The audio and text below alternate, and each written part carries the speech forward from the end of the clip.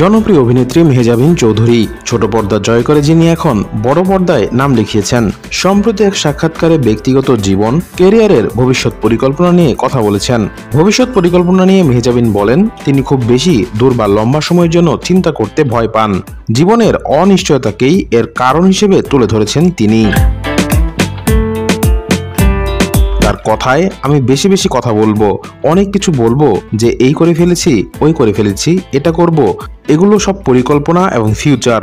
আজ এখান থেকে বের হয়ে আমি রাস্তাতেই মারা যেতে পারি, আমরা জানি না আসলে কি হবে। তো অনেক লম্বা বা অনেক দূরের চিন্তাভাবনা আসলে আমি করতে অনেক ভয় পাই এবং করতে চাইও না।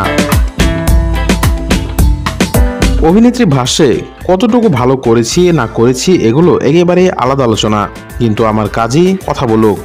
মেহজাবিন চৌধুরী আরো বলেন, সিনেমা যেহেতু শুরু করেছি, সামনেও আসলে সিনেমা করব।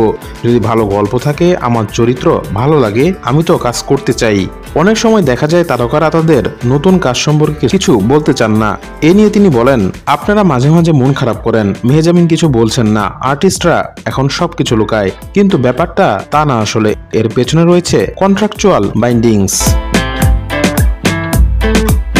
শেষে বলেন, যে কোনো কাজে অনবোর্ড হলেই সবার আগে প্রযোজনা সংস্থা একটি স্বাক্ষর নিয়ে নেয়, যেখানে শর্ত থাকে যে প্রোডাকশন হাউসই প্রথম ঘোষণার কাজটি করবে।